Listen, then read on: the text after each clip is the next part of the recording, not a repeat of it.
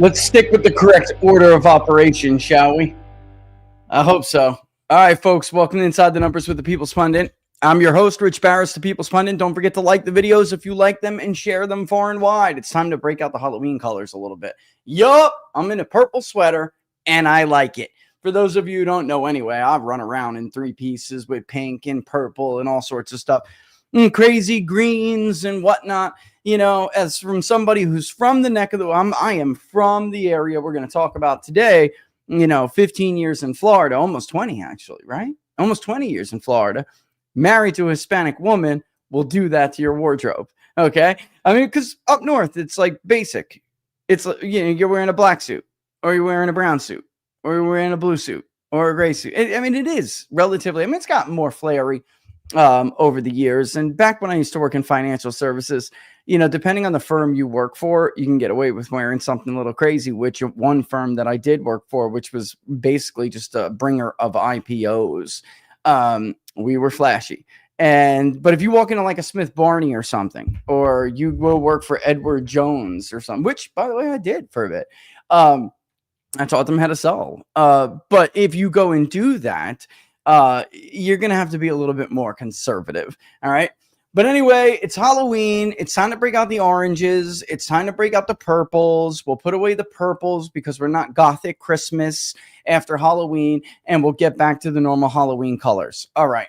Let's stick, like I said, I'm a math guy. Let's stick with the order of operations here. All right. There is a full-on pressure campaign on both sides to push out Sliwa on behalf of Cuomo and to push out Cuomo on behalf of Team Sliwa in the New York City mayoral race, all to stop Mamdani. And I got to tell you, I was talking to Bannon about this before, and now it's just getting worse and worse. I just can't even imagine the phone calls he's getting. but I am over. So if you're listening to this, don't call me anymore. I don't want to hear from you. All right. I don't care if you work for Jamie Dimon. I don't care if you work at Wells Fargo. I don't care if you work at Bank of America. You did this. You all did this. I'm not going to go back over the charts that I've showed on this show countless times. The Democratic Party is the party of Wall Street now. You could be a Democrat watching this and throw your hands in the air and be like, no, Republicans are the party of fat cats. You can do that all you want, but you would be wrong. If you truly believe that, then I would suggest, I would advise you to re-examine the party that you are aligned with, because it is very simple. Go to opensecrets.org and stop listening to MSNBC. Wall Street bankrolls the Democratic Party. It's been like this for some time. There was a slight break. It used to be they would hedge and they would give to both parties almost equally, with one getting more than the other based on the cycle, whether or not it was thought to be a good Republican cycle. Well, then guess what? George Bush running for re-election probably is the little bit favorite. So Republicans are going to get a little bit more money. George Bush is going to get a little bit more money, despite John Kerry's connection to Wall Street, right? And his wife being the Heinz Empire. He still did, because that's what Wall Street used to do. Mitt Romney reversed that for a bit. That was the last time that Republicans had any kind of edge, whether it was for Congress or for presidency, and it was split even that year. Mitt Romney, of course, having a lot of ties to vulture capitalists, as Barack Obama effectively painted him.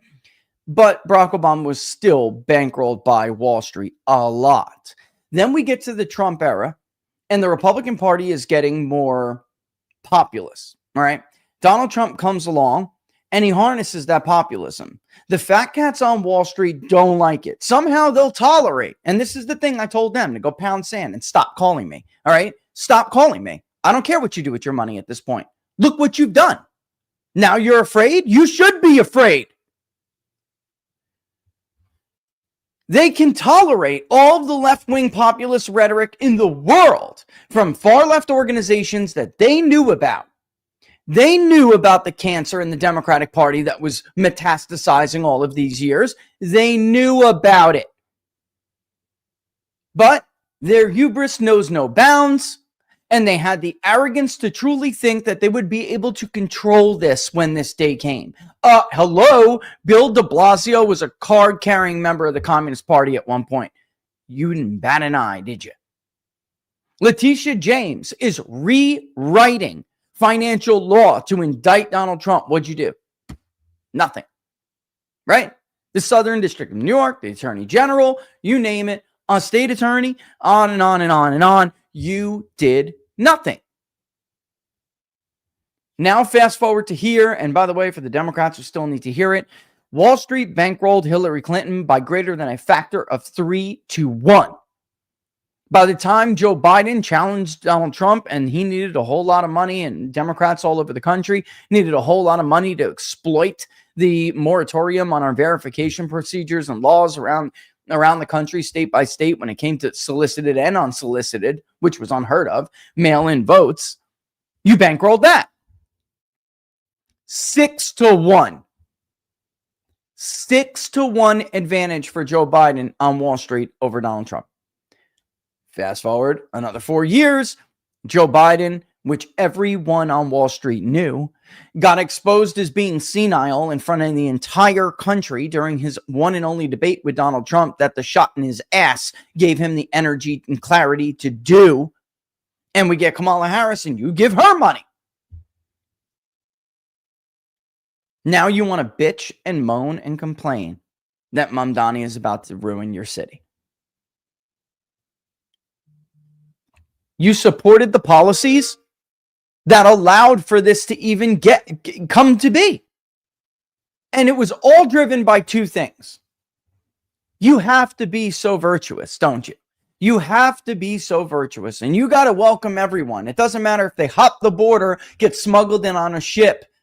We still just pretend it's all Ellis Island in the spirit of Ellis Island, and we let everyone and their mother into this country even though mom may be a mama jihad bear or something, come on, man. But you needed to fit in with your little socialites, right? Those Upper Manhattan socialite class. We all know. You want to get invited to the fundraisers. You want to get pictures with the chief of police, who, by the way, can't stand this. This is going to be one hell of a relation. This is going to be one hell of a relationship between the mayor's office and the chief, and the NYPD in general. They're going to be begging for the days of Giuliani. They'll be begging for the days of Michael Bloomberg, but by the time this is all over,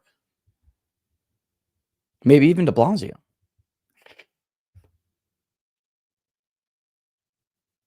And the second thing is very clear. It's clear from their donations. The second reason, the second motive as to why they have done this. Greed. You're greedy sons of bitches. Nothing's ever good enough for you. You destroyed our economy, or you helped. Right. The government put a gun to your head and made you give money to people who couldn't afford subprime mortgages. That's true. I mean, that is true, and I get that. But you had to take advantage? You had to bundle them and then Moody's, the S&P, what did they do? Lie about their credit ratings, bundle them all together to give them a higher rating than they deserved, as if the tranches still were not tranches of trash. And you got bailed out for that disgraceful behavior. We're a half socialist country already because of it, and I will always tip my hat to Jamie Dimon for not taking that money, for refusing it. I mean, he goes on and on about doing it out of principle, folks, but I really think he just didn't want to be beholden to the government. It's from people I know who know Jamie Dimon. That is the more plausible. That is the more plausible. And when I say demon of their own design, you really should read Richard Bookstaber, Demon of Our Own Design. That is Wall Street. And they have done this to us over and over and over and over.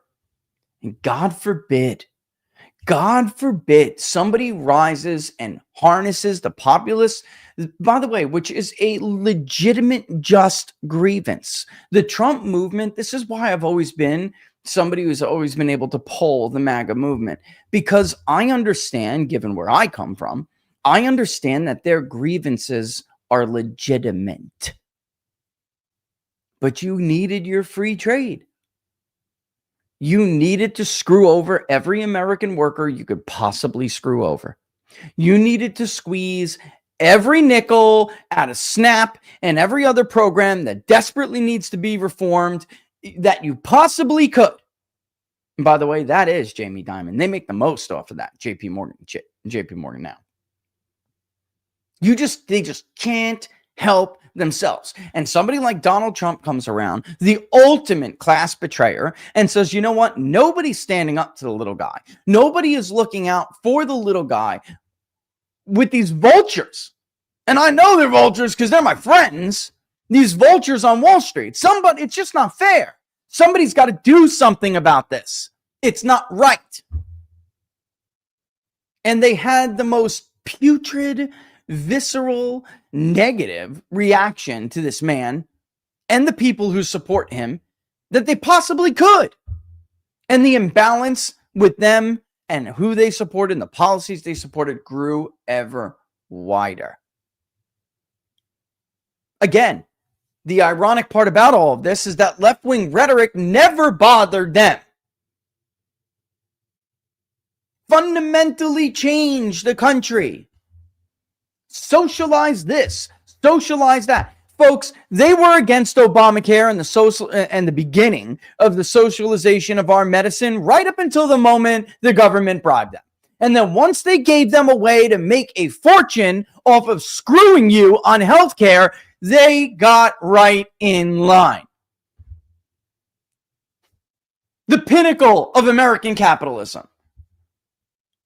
Folding like a cheap suit. Zero principle, zero conviction, all greed. The furthest thing from the kind of capitalism that our founding fathers believed in. The farthest thing from the kind of capitalism that built this country, which was not about the pursuit of greed. They believed we've always had the pursuit of greed. That has existed since antiquity.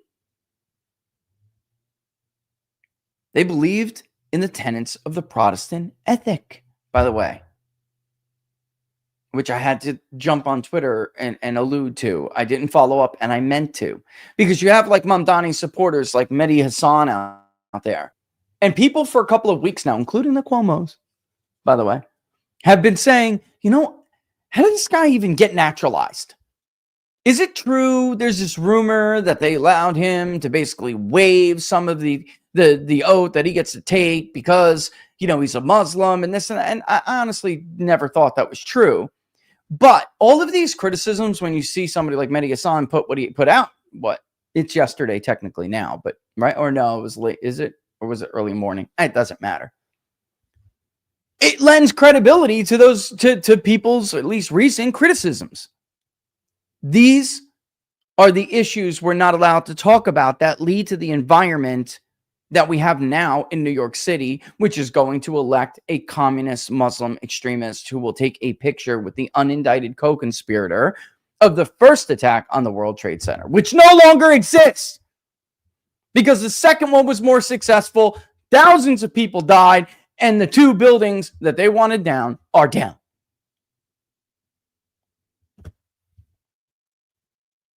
Why does this bother me this much? Well, first of all, I'm from New York. That's number one. And second of all, I'm one of the stupid people who decided after 9/11, I think I'll alter my life for the rest of my life to join the U.S. military and fight those who attacked us. It's so stupid. It was dumb. It was stupid. I don't know if you're listening, Troy, but here you go. This was stupid. I loved it. Don't get me wrong. Best people you'll ever meet if you join them. Well, I don't know about now. But back then, they were the best people you could ever meet, folks. It's a camaraderie you'll never find anywhere else.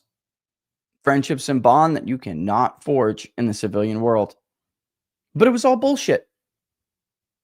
All bullshit. Who's winning? Who's winning?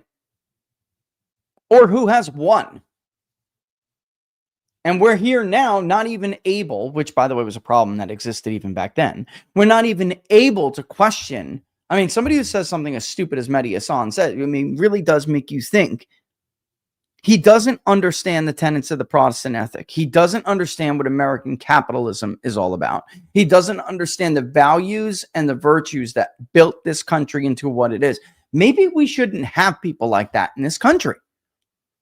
I chose to read Vincent Pecora's, really he just editorializes it, but there are selections of great scholarship on the study of nationalism.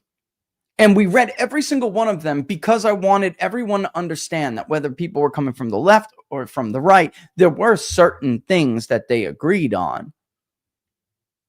As in what a nation simply cannot have if it hopes to survive.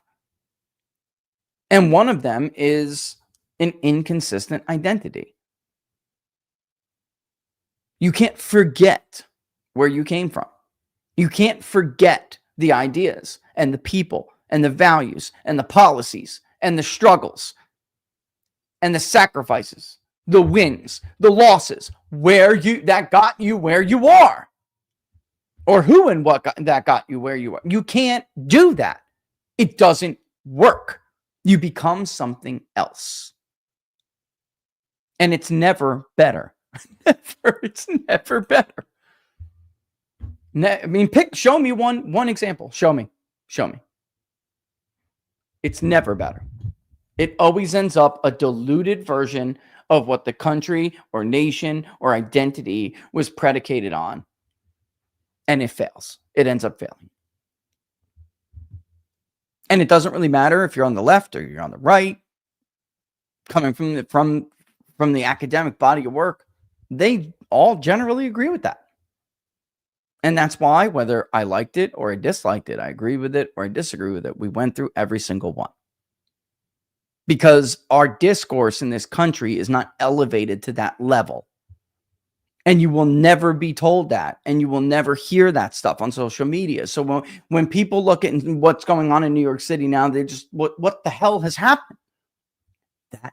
That's what happened. It's happening. But there is good news. I mean, honestly, if you don't want a communist Muslim extremist to be the mayor of America's most famous, largest, most powerful city and the financial hub of the empire, which I wish it was not an empire, but Lenin was right. It's an empire, unfortunately. It shouldn't be. It should be a republic. But we walked right off the cliff with the Romans, and here we are. If you don't want that to happen, then there is some good news in the polling. There just is. Not all, because I mean, we're talking about New York. It's an incredibly diverse city. Not all New Yorkers agree with this. It's just they're hands down over at this point. I mean, it will take generational change before this can be fixed. All right, but let's go in like I said, the order of operations. I don't know how I didn't get this. I thought I did. I thought I did get this clip. Doesn't matter. It would be the third or fourth clip anyway that we would wind up playing because this just happened last night. So let's start where it all started yesterday, which really has been brewing since 2 days ago. And that is the New York Post. Murdoch Inc. Posers and scam artists in media obviously are a major problem. Obviously. There is no poser or scam artist network on the left. They are what they are. They're unashamed, unapologetic, and they do what they do. They do their thing, man. They're further to the left than what they want you to believe the party stands for in the mainstream. And they do everything 24/7, 365 to try to get the country to give them more power. End of story. They will never, for the good of the country or for the survival of anything, they will never sacrifice one of their own, even if it winds up hurting them in the short term. A la electing Mandani, a la refusing to denounce or withdraw their support for a guy who got caught not just fantasizing. I mean, the guy is a piece. I have to watch it because it's come to my attention that some of my children's friends love to watch us, and I have to watch I'm trying to watch my P's and Q's in my mouth here because some of them are kind of young. But this is actually, that's part of it. Look, if they're watching the show, there's hope. Okay? There's hope. And they're from all walks of life, which is incredible. But right, why am I getting into this? Because again, this all starts with Murdoch Inc. They get this in the Washington Post. I mean, the New York Post. What's the difference? Right? I just confused them. Is there a difference? I mean, you would never see the Washington Post endorse the Republican. You would never see them endorse the Republican candidate if the role was reversed. It just would not happen. It just never. It's just not ever going to happen. I'm sorry. Even if they think it's going to hurt the party, whatever it may, just you can take it to the bank that you will never see that happen. But here's the New York Post. In their opinion, their editorial, swallow the bitter pill, Curtis Sliwa. Quit the race to stop Zoran Mamdani. Then, and by the way, this is predicated on the idea that if Sliwa was to drop out, enough of his voters would join Cuomo and make it a 4-point race. And where do they get that from? Quinnipiac University. Oh God. I don't know, folks. I mean, I don't know how to help people if they think that is a legitimate poll, and to make such a big decision based off of. You can see here, Mamdani only at 46, right? Well below the threshold everyone, his supporters want him to hit, right? And Cuomo's 13 points behind. They want you to believe that 13 out of 15% support for Curtis Sliwa is going to join Cuomo simply because the New York Post, and I'm not saying honestly under the right conditions that can't happen. There are people who are honestly just trying to stop Mamdani right now, and they want to do the work that's necessary to figure out which way is the better way to do that and what would it take. Is it a viable option? It's not. Some of them, which, I mean, again, I disagree on which way I think they should go as a matter of principle, but it doesn't matter. They want to stop Mamdani, and and I understand. I get that. But I'll tell you right now, Team Cuomo is much more receptive to getting them the help they need, getting them financing they need, like whatever it may be. They're much more receptive than the Sliwa campaign, who's been, as far as I have been told by numerous people, yeah, that'd be great. Yeah, definitely. We definitely want to figure out how you could help. Absolutely. And then no callback. I mean, it's just New York Republicans. It's probably just a matter of being disorganized. I don't know. But Cuomo right now is winning this battle, and he's winning it rather easily. All right. Let's go through the day here. Chronological orders. Okay. Let's remove this poll. This is just unbelievable. Chronological order would have to be after Murdoch Inc. starts with the New York Post. We get a regurgitation from the Wall Street Journal, and then all day long coverage by Fox News, including multiple appearances by Cuomo himself. Here we go. Republicans, I say, you're New Yorkers. We're all New Yorkers. And this is about the future of New York and saving New York City. And the only alternative is Zohran Mamdani. Curtis Sliwa is not an alternative. He is not a viable candidate. You vote for Curtis, you may as well vote for Zohran Mamdani directly. And if this city becomes a Zohran Mamdani city, a socialist city, it's going to be the death of New York as we know it, whether you're a Democrat or a Republican. Okay. So, I mean, I can't say I disagree with that last part. I do think it'll be the end of New York City, which has been teetering as far as the New York City as we know it. We've seen this happen in other major cities before. We know what happens when these look, it just is true. Don't call me these names because I'm saying what it is, all right? When these like extreme left wing, particularly not of the Christian or Jewish faith, take over, things change, guys. Things change. Now, New York is a big city, and you can't just exclude whole groups of people just because he's a Muslim. And even if you believe that he's an extremist, he's not going to go running around, I don't even want to say it. We'll see what he does. But his policies, no doubt, will be the ruination of New York as we know it, as far as how their economy works, what has supported them all of these years. I'm not saying he's going to go cancel the Macy's Christmas parade and there will be no more letters to Santa every year, but I don't know, maybe. What the hell do I know anymore? When it comes to these, you just cannot predict the Rubicons that the left is willing to cross. You just can't. But I do take umbrage with part of what Cuomo said. This is Curtis Sliwa's fault? This guy's been running around. Whether you like him or you dislike him, it's really irrelevant. You can't deny that he loves New York City and has been running around since I was like this big, trying to keep people safe on the subways. What has Zohran Mamdani done? It's nothing. Absolutely nothing.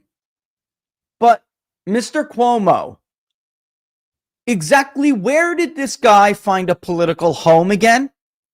Where did he find the political support to get to where he is right now? Can you share again with me? Is it the Republican Party? Did Republicans do this? The truth is, you're all a bunch of cowards. You, Chuck Schumer, the rest of them, which you will go on to admit later in an interview with Brett Baer today, or last night, excuse me. You will go on to admit that, which I'm going to play here in a second. And that's the ultimate problem here.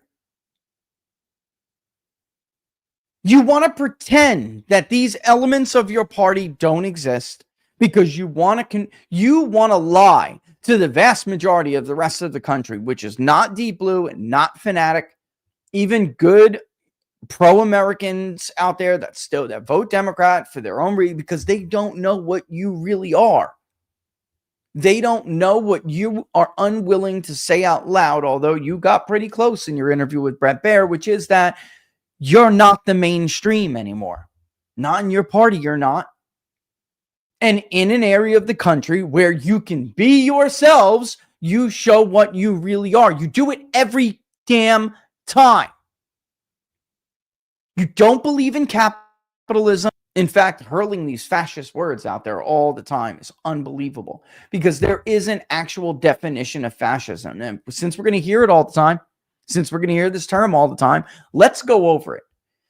Fascism is a form of socialism. It is a left-wing ideology where the government, although there's a veneer of capitalism, the government controls production, labor, even CapEx. Whose party does that sound like right now? I mean, not sound like, whose party is that right now? The only reason fascists and communists in the 20th century hated each other is because they knew they were blood brothers in socialism. They just each thought that they had the best form of socialism. Fascism thought the communists were stupid to ever think that you could centralize everything because just human beings and the economy simply doesn't work that way. You cannot have a bureaucracy filled with a bunch of inexperienced morons just dictate where production goes, dictate how to, provide solutions for how to feed a country, for instance, which is how we got the Holocaust. And communism thought that fascists were like the Bud Light version of beer. Not good enough, not far enough. There are too many fat cats in that system still. As long as you're good with the government, you can still be a fat cat. So that's not really a pure enough form of socialism. That's the only reason they hated each other. That's it. But nonetheless, and make no mistake, they are both of the left. And you just don't have... Let me play the clip and then I'll be able to argue my point a little bit better. By the way, again, though, I got to say, despite everything I'm saying right now, without a doubt, Cuomo is winning this battle. The battle of pressure campaigns to push the other one out. Drop out, drop out. Save New York City. As if it's the Republicans' fault. Cuomo is running as an independent because he lost his party's primary to a fanatic communist Muslim extremist. And Republicans have to put country first, bow out. This is your problem. This is due to your cowardice. Because listen, the Cuomos, guys, as much as I am certainly not an advocate, I was one of his biggest critics during COVID. And he took every opportunity he possibly could to stick the knife into Donald Trump, even though he damn well knew that it was incredibly difficult to navigate that atmosphere, that political environment. He still knew the deal was to get Donald Trump out of office. He knew what was really behind COVID. He knew the whole thing. Give me a break. And he used it. And he played the good party boy, even though thousands of New Yorkers were dying, including old ones that he sent to nursing homes to be isolated away from their loved ones and to perish with others because that's how that freaking virus was transmitted. Close, over time, contact with others in an internal space. Second one, by the way, was transportation. So he had a tough job himself, like subways. But they're not, the Cuomos are not fanatics. They were not raised to be fanatics. If you were a native New Yorker, I just think it's cowardice. Andrew Cuomo, Chris, you're not either. And neither was your father. But you are cowards for sitting back and letting this cancer grow. And now you want other people, you have the audacity to question somebody else's patriotism because you did this to the rest of the country, to the state of New York, to the city we all love. You did this. And you have the audacity to put it on somebody else's patriotism? You rode this pony for political gain. And now you can't get it back in its freaking stall. And it's somebody else's fault. It's disgusting. Here, listen to this. I want to end with this, Governor, and that is columnist David Marcus. He says on X, once again, I'm asking, if Mamdani is such a threat that Sliwa has to drop out, then why haven't New Yorkers Chuck Schumer and Hakeem Jeffries endorsed Cuomo? I want that answer before anyone makes the ask of Curtis Sliwa. Woo! I mean, that's a good question, isn't it? We all know the answer. I have been saying it for the last 38 minutes. Because they want their votes. Because most of them are full of shit and aren't moderate anyway. Nancy Pelosi wasn't a moderate. She's a fanatic from the 60s who wrote in on the progressive liberal revolution in the early 70s. What are you talking? They're fanatics. They just weren't very, very good at being able to advance that agenda during their generation. Over time, they sat in D.C., they got corrupted by the system. So they're not true believers anymore, the way they used to be, but nonetheless, they used to be. And then the rest of the party, who wanted to pretend like it was the party of Bill Clinton forever, wanted their votes. So they let it grow. They let it metastasize. And they did it for political gain. Chuck Schumer's not going to endorse Andrew Cuomo because Chuck Schumer's a fucking coward who's afraid to be primaried by his left. Hakeem Jeffries isn't going to endorse Andrew Cuomo because Hakeem Jeffries is a fanatic leftist pretending to be a moderate because he wants to be Speaker of the House. It's just crazy. And for Brett Baier, again, Murdoch Inc., man. They have so much of this soon-to-be blood on their hands, it's not even funny. I would rather listen to CNN knowing full where they come from and what they stand for and what they're trying to advance than the posers over at Fox News who want their viewers, their boomer conservative viewers, to think that they're the hallmark channel of cable news. I say this all the time. That place is disgusting. It's filled with a bunch of actors pretending to be conservative, the sexcapades galore that has led to multiple women accusing them of inappropriate behavior. Somebody like Andrew Tantaros, a wonderful woman, can't even work there and advance there unless she's willing to bend over a table for a 70-year-old man who's posing as a conservative.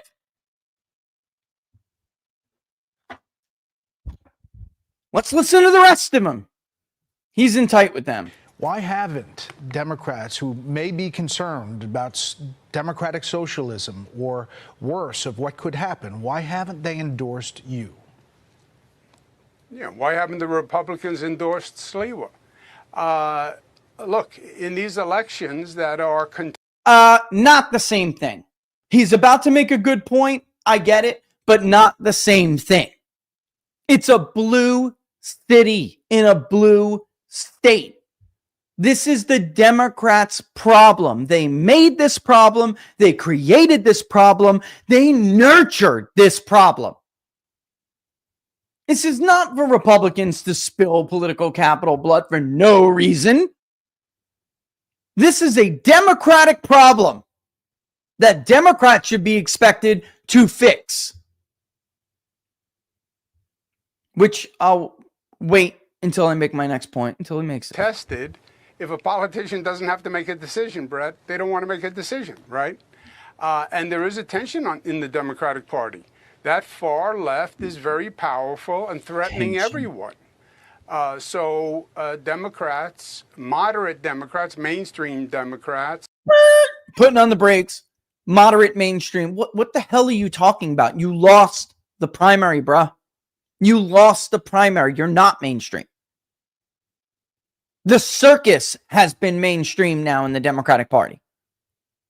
You're not mainstream. You're not even close. In fact, your ideological identification as a liberal, a generic liberal, is a quarter of the voting eligible population. You're already a minority. And inside that, liberal is now wrought and overrun with fanatics. You're not mainstream. Your Democratic Party is not mainstream. As we last checked, Gallup be damned, hard Democratic identification in our polling was 34%. So not even 10% higher than, well, let's just say 10%. You have an additional 10% on top of the percentage that identifies as being liberal. You have an additional 10% that identifies as being Democrat. Now, there are certainly leftists in the independent population. Gallup leans, and all these Democrats are like, oh my God, this is the lowest identification of Republicans since 21. Okay. The predictive value of Gallup's party ID, which Barnes and I have gone over many times over the years, is the final quarter's identification before a race, before an election. An election cycle, not like off-cycle races. That's not very predictive at all. You can go back and look and you'll see. Democrats were doing much better in Gallup Party's ID, as they said before, as the people who were touting this poll mentioned in 2021. And then what happened? Glenn Youngkin went on to win the Virginia governor's race. Jack Citarelli, who was running again, came this close to beating an incumbent governor. It's the identification the quarter before the election that has predictive value. But I digress. The point is, without leaning those independents, which they are, of course, you guys should know by now watching the show, there are very, very few true independents. Most of them do, in fact, lean. Of the independents that tell us they're independent, maybe 1 in 10, 1 in 5, excuse me. Maybe 1 in 5 truly, at best, truly have no identification. So I share little in common with either. We will find roughly a quarter of the independent sample in our polling when we ask, does in fact say they lean to the Republican Party, they lean to the Democratic Party. So half of them right off the top. Another percentage, give or take, another percentage will roughly say that, that they really, I can go both ways. And then that's true swing. It's very small though. And then the rest just say, I have nothing in common with either of these people. So that is true. I get what he's saying, but 33% is hard identification in our last poll. That's it. So he uses this term mainstream. It's not even deceptively. I mean, it's ridiculous. It's preposterous. The Democratic Party is predominantly far left now in this country. Joe Biden wouldn't even have won his nomination in 2020 had it not been for Barack Obama working behind the scenes and all over the media in the 2 weeks before the South Carolina primary to change the direction of that race. And then he had to further work, by the way, before Super Tuesday. And every state we polled, every state the exit pollsters confirmed it. The voters said they didn't want Joe Biden. They're doing it because they believe Barack Obama. Bernie Sanders can't beat Donald Trump. That's it. But they wanted Bernie Sanders. They wanted single payer. They wanted nationalize this, nationalize that. Energy, healthcare, whatever. That's who they are. And this bullshit on Fox News, pretending this is like the moderate wing of the Bill Clinton wing. And believe me, I would give anything to have a Bill Clinton Democratic Party. It was good for the country to have two parties that were not crazy back then. It doesn't exist anymore. He knows this. That's why there's an I after his name. You see it? Right there. I, not D. Because he lost. Let's finish. Are in a difficult position because they're threatened by the far left. So what politicians do best is don't make a decision. And I think that's what you're seeing. Well, Governor Cuomo, we appreciate you coming on. We continue to follow this race, and we'll follow the debate tomorrow night. I just want to... Whoops, my fault. Here's his problem. And here's going to be the major... And anyone doing any research to figure out how to get Sliwa voters to vote for Cuomo, I'm going to give you a little hint.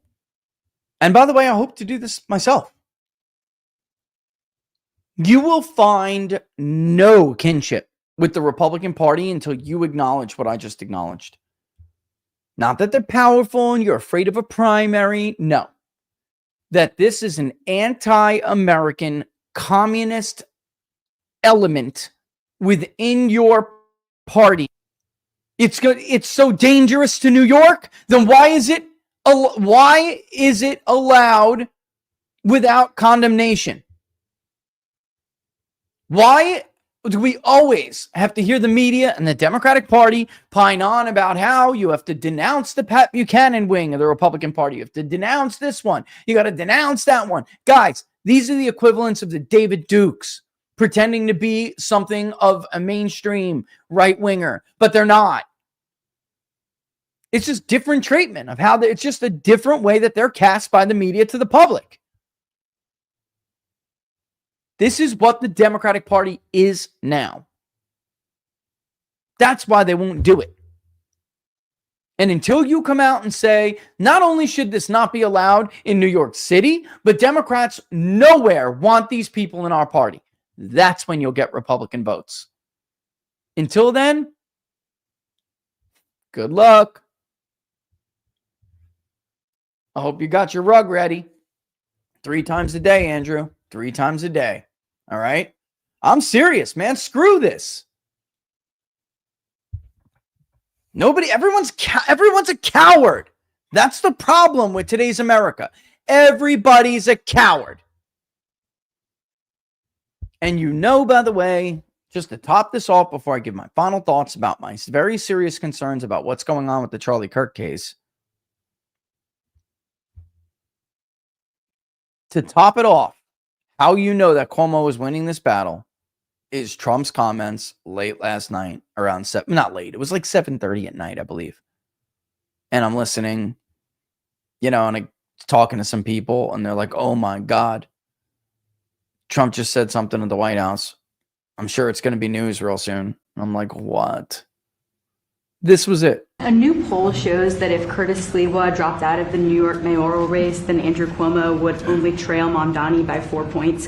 Hold on. Let's not forget. A new poll shows that poll shows. That poll. Okay. Did you call Curtis Sliwa to drop out of the race so that can happen? Well, I looked at the polls and looks like we're going to have a communist as the mayor of New York. It'll be very interesting. But here's the good news. He's got to go through the White House. Everything goes through the White House. At least this White House it does. And we'll have to see what happens. But if he dropped out, he's not going to win. And not looking too good for Cuomo either. But maybe, I don't know, if he dropped out, maybe Cuomo would have a little bit of a chance, but not much. I mean, there's Trump being practical. This is about as good as the forces. And again, they're not just Democrats. These are Republicans who are they want Mamdani to lose, period. So they're willing at this point to support Cuomo. I've talked to them. All right. I know who's doing this. And there's multiple. It's not just one group. I mean, there's multiple people who I'm a native New Yorker, so I do understand where they're coming from. I don't know if you guys, I'm not saying New York's special or something, but there is something about being from the Big Apple and being in love with the city. And just the same way that it broke my heart when they did what they did to Donald Trump, because not that I didn't expect it. I mean, this is what the city's become. It's just, it doesn't get any better. You don't want to see, no matter, and Trump has the same love. The president knows what I'm talking about. Maybe you are from a small town in America and you feel the same way about your small town. I don't know, but there's something about being a native New Yorker, especially from the period that Donald Trump and I were both in. You don't want to see this. You just don't. So I understand where they're coming from, but at the same time, Trump is not, as much as he does have this shares this love for the Big Apple, he's not going to spend his political capital for two reasons. One, he doesn't think Sliwa can win. Can you blame him? Two, he doesn't have to go out on a limb to help Democrats. Can you blame him? Especially not that Democrat. And three, you just heard him say, he's got to go through the White House. This is a political gift to Donald Trump. Mamdani is a political gift to Donald Trump because sure as I sit here right now, Mamdani will fail. His policies will fail. New York will suffer badly from them. The city's already almost at a breaking point. It simply cannot take this. The relationship between the mayor's office and the NYPD will be at an all-time low. Crime will spike because no police officer is going to want to give their life for this piece of awful. It's not going to happen. I'm sure maybe some of you listening have friends in the NYPD. You know what they're saying right now. This will be de Blasio on steroids. Because at least de Blasio didn't threaten the heart of the economy in New York. I mean, his ideas did, but he really didn't try to do them and implement them. He didn't push that hard for them, right? And for the other reasons. New York is a diverse city. They're about to elect somebody willingly or wittingly or unwittingly. They're about to elect somebody who thinks that their belief system, especially their theology, is superior. Superior in both as a matter of theology and as a matter of how belief in that theology applies to man-made laws. People are going to suffer for this. They will. We've seen it in other cities. We've seen it in Michigan. We've seen it in Minnesota. We've seen it in different areas of the country. And Democrats are just now realizing, oh my God, we have a problem. You think your pride flags are going to be flying for very long? They won't be. But Trump, this is a gift to him. You know how many elections Republicans won running against Bill de Blasio? All over the country, not even in New York. All over the country. Nancy Pelosi and Bill de Blasio were one of the two biggest targets for congressional Republicans throughout that era. And they were very successful running against them. Donald Trump would love nothing more than to have, I don't want to say a straw man, a boogeyman. The way the left always uses boogeymen. He's going to love this. Immigration policies? Oh my, oh my, oh my. And by the way, I'll just give everybody the answer now because it's over and it's too late. Republicans, including Donald Trump, should have got behind Mayor Adams. That would have benefited MAGA in the long run, the brand of MAGA in the long run, and it actually had a shot in hell. It actually had a snowball's chance in hell. Better than a snowball's chance in hell to be effective. I'm not saying that there isn't a path for Cuomo if he was to target. I'm not saying that, and again, I haven't done enough research myself. I'm just telling you that as it stands right now, doing what he's doing right now is not good enough. There's some people that have some really good ideas. They should listen to them, but I don't know if they will. And they would have helped Sliwa too, but they're all like chicken with the head gets cut off. Running all over the place. No direction, no purpose, no organization, nothing. It's just true. All right, let's get back to old Donald. Because it looks like the lead is, it's not a great lead, but it's big enough that he should be able to win. So, I don't know that I want to get involved. It's really a question of, would I rather have a Democrat or a communist? And I would rather have a Democrat than a communist. Will you meet with Mamdani if he wins? Yeah, I'll speak to him. Mr. President, I have an obligation to speak to him, but I love New York. I've always loved New York. I just can't believe a thing like this is happening. I left New York, and we had a mayor, de Blasio, who was a disaster, but when I left, it was sort of before he could really take hold. And boy, New York was a hot city, and now it's sad to see what's happening, frankly. And with the communists in charge, look, you just go back 1,000 years. I mean, it's been done many times, 1,000 years. It's never worked once, so it's not going to work now either. Yeah, I mean, this is the funny thing I always found funny about leftism, okay? Sam Adams said the schemes of leveling, all right? Because people are like, 1,000 years, everyone takes every chance in the world to jump on Donald Trump. What Adams called schemes of leveling, meaning, communal political practices, right? Which we now refer to as communism and stuff like that. Before it evolved into what we call it now.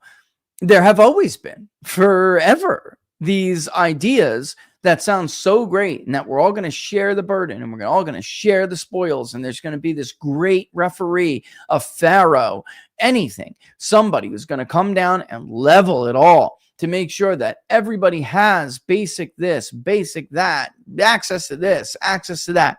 It's all bullshit. It never works. They have been trying it since antiquity. And by the way, with the rest of that quote with Sam Adams, he said schemes of leveling never work and that in this country, they are unconstitutional. And they should have been trying that in the Constitution so we wouldn't have to have this debate. Unfortunately for us, our founders didn't think we were this stupid. It didn't even dawn on them that we would be this dumb. The last time anyone in America tried some cockamamie idea like communism and socialism, they nearly starved out of the damn charter and they changed their ways. It was the Puritans, folks. I'm referring to Thanksgiving. And they haven't tried it, and they never tried it since. It's the antithesis anyway to the Protestant ethic of which they subscribed, or to which they subscribed. It was only implemented because of one foolish person's idea anyway. And thank God somebody else took over and changed course. Otherwise, they would have starved to death and none of us would be here right now. Or at least not in this form. They never would have thought, it never would have dawned on them, occurred to them, that we would ever entertain something this foolish. But then again, it never would have occurred to them that they'd have idiots like Mehdi Hassan running around claiming that Muslim slaves built this country.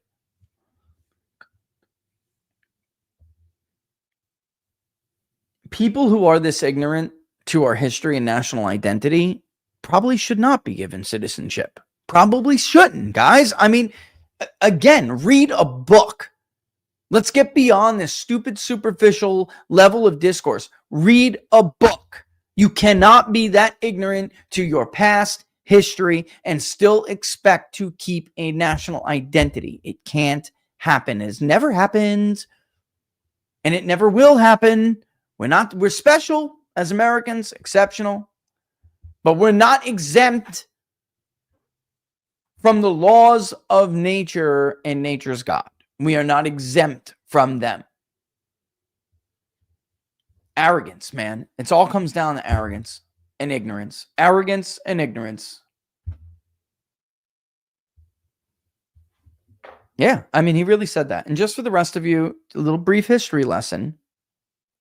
African Muslims sold their fellow Muslims to slave traders who took them to America, where the vast majority, and I mean overwhelming, it became to the point where Muslim slaves became nil with the population.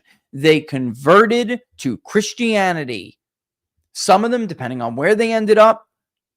That's why in Louisiana, by the way, there's a big, like, you know, thing about Creole, and because why? What are the French? Catholic. Santeria was a form of Catholicism that was merged with, beliefs of the slaves. Nevertheless, they were newly converted, and they had different practices than the traditional church.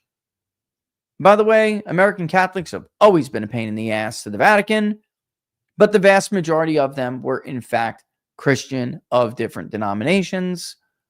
And now that's why we have so many Baptist denominations of Black Americans in the South.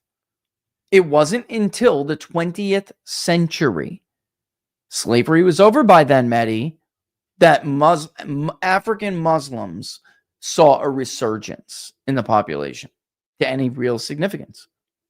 It's just these people, ignorance and arrogance. Ignorance and arrogance. All right. Let's, I'm not even going to play anything, but I am going to put somebody on the screen. And if you are someone who likes this person or you listen to this person, I'm not here to insult you. I'm here to tell you there's something very dangerous going on if you are somebody who wants to see justice for Charlie Kirk's murder, his assassination. And as somebody, I'm not a lawyer, but most of you, I'm sure, do a lot of legal work when it comes to jury selection and jury analysis. What is our job? To tell the lawyers who should and should not be on that jury for their client. And we've gone over on the show, even including recently in the last couple of weeks, I did like a refresher on how jurors process information, what goes into their process, and how they see evidence and construe evidence through the story that either the defense or the prosecution is telling to the jury, right? And how that all goes together in this little soup, and out pops the verdict, okay? This is what we do, a large part of what we do. So I'm going to say this with that in mind, all right? I want you to have the proper context here of where I'm coming from. There have been a lot of there have been a lot of alternative theories, and I'm not, again, let me just say this as a caveat. I'm not saying you don't ask questions. You absolutely should ask questions. I am asking questions about this gag order. I don't understand why you got to gag over 3,000 people. It's crazy. I don't understand why other people were not arrested, since they obviously had prior knowledge of Charlie's assassination. They clearly knew after the fact and told nobody. Every state in the nation has Good Samaritan laws. The federal government has them. And what do I mean by Good Samaritan? Well, like, even though you didn't do the crime, you didn't tell anybody. And it's your job as a Good Samaritan to prevent or alert the authorities of a crime that has transpired. I ask questions about Charlie's assassination every day. I'm not saying that. I'm saying going off on irresponsible tangents and stringing together these crazy ideas, and many of them are crazy, to come up with alternative theories of the case, of which, of course, I'm talking about Candace Owens, okay? These ideas now, and by the way, I mean, Candace did raise something, all right, that is a big deal, which was this evolving... Listen, there are some things between me and Charlie that I want to that will remain between Charlie and I, and that's it. Those are conversations that we had, and I'm not doing it for clicks like other people. I'm not going down this road. But I will say this. I'm a public opinion guy, and Charlie trusted not even opinion. Charlie trusted what I believe to be going on with the electorate, and particularly a great focus was always Young MAGA with Charlie and I when we had these conversations. And there is something Candace went over, and that was, the whole Netanyahu reading the letter thing and all of these people trying to rewrite how Charlie, certain things about Charlie's views. That's gaslighting. It's not true. It's Charlie wanted everyone to get along. Don't get that mixed up. But she did raise that at least. But this like speculation over this plane leaving and this and that. Let me tell you what you're doing, Candace. All right, and this is separate from questions over violating or interfering with certain court procedures that could lead to the defense having a field day and getting certain things omitted, or having motions that are going to succeed because, of course, the defendant still is entitled to due process.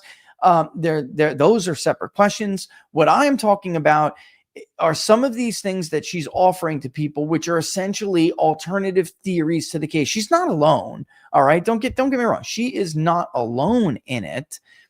She's just one of the biggest voices. All right. So don't worry about the gag order in the Charlie Kirk case. I plan to violate it on the world's behalf. The things I've discovered this past week are enough to burn the house down. Yes, Charlie was betrayed by everyone. What you're doing without a whole lot of evidence is giving potential jurors who will end up deciding the fate of this young piece of shit. You're giving them an alternative theory of the case, which will ultimately result in a little something called reasonable doubt. And the defense attorneys are going to punch massive holes in the official story that the prosecution is going to try to tell the jury. Now, I'm not saying we're at that point yet, but I am telling you that I know the potential juror pool in that state. And it will not be hard for the defense to find people who will believe something that is not true. And even though it may be, other facts that maybe we haven't discovered yet or whatnot, they will believe something that's totally out there, and it could really lead to a horrible injustice, which is no justice for Charlie at all. And this is because I've been concerned about this now for a while, and I bit my tongue, and I've decided, and I've been thinking and praying on whether or not I should even talk about this, but I know how this works. I've been doing this for years. People have an influence on the potential juror pool before they're ever even sat. And you don't know who will end up on it. People are very good at concealing their views. And again, I'm not saying don't question things. What I am saying is do not be completely irresponsible when somebody gets on that jury who, regardless of whether the prosecution go out there and prove beyond anyone's shadow of a doubt that little shit shot Charlie, they'll be having in their mind some grand conspiracy involving foreign governments, and because they're not the ones on trial, they will not vote to convict. And if that happens,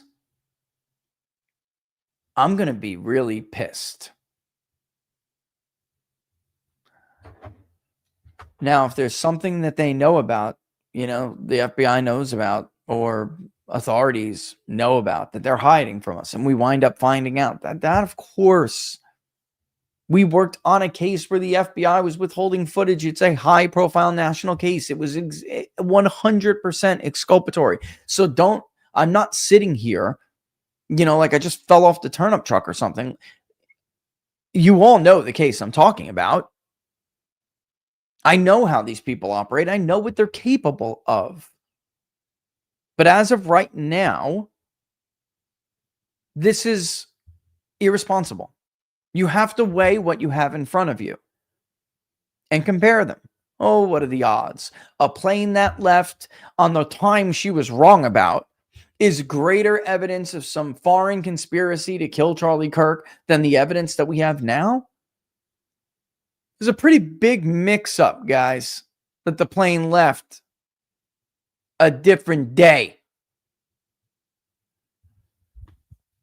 We're just getting to the realm of irresponsible, which is why real journalism used to take quite a while before reporters went live with anything or went to print with anything. Going further back, because it takes time to develop all of the facts and all of the story. To just go off half-cocked like this, believe me, I know some people are already buying into this. 1, 2, 3 of them end up on Charlie's jury, and you're going to get a not guilty verdict. You're going to get a not guilty verdict. You don't believe me? You don't think there are people on the right who are, and because of course you're going to be drawing from that pool largely, but you don't believe people on the right are capable of believing bullshit conspiracy theories? Is it been that long since QAnon? Where the people like Bill Mitchell and the rest of these so-called supporting influencers of Donald Trump fed his audience bullshit day after day after day? Michael Flynn still got his house taken away because he didn't have the money for a defense. Robert Mueller wasn't a white hat who was in some 4D chess plot to rat out the deep state. That was bullshit. You fell for a con. They're out there. We're already hearing from people. We heard from them and are still hearing from them in the survey which Charlie's assassination prompted us to do.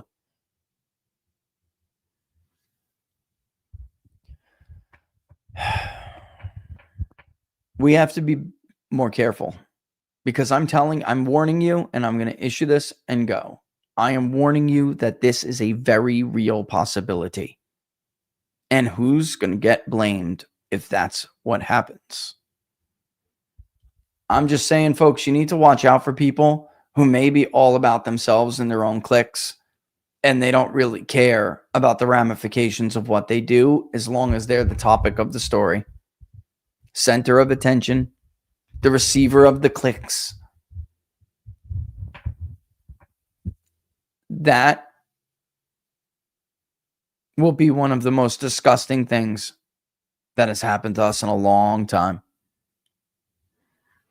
All right, I'm going to go. Don't forget, if you like the videos, to like them and share them far and wide. The link to the public polling project is below. It is October 22nd now. Early voting in New Jersey starts.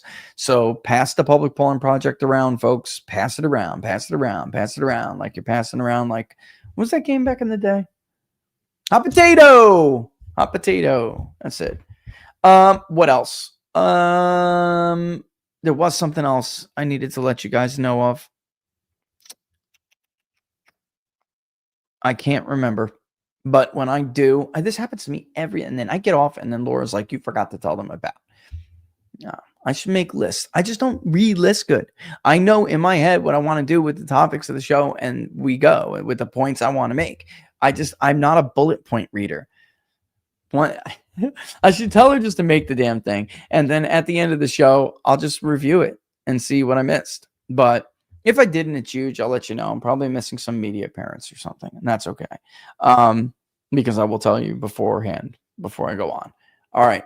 I'm going to kick rocks. I hope you guys have a great rest of the day. It's a beautiful day where I am. A beautiful fall day in the 60s. The sun is shining. Nice little chill in the air.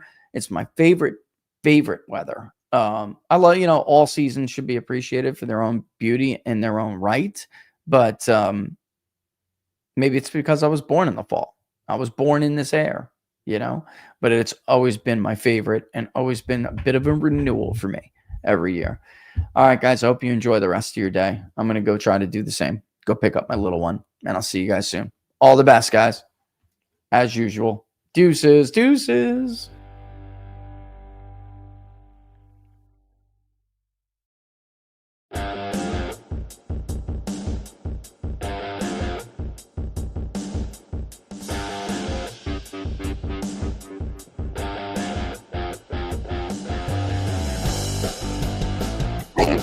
That's what I have to say about that, Ishigo.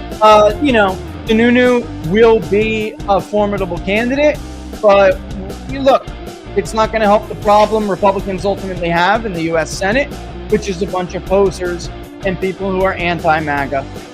So he is the best candidate as far as now, but he won't be the best lawmaker. It's the paradox, the Republican paradox.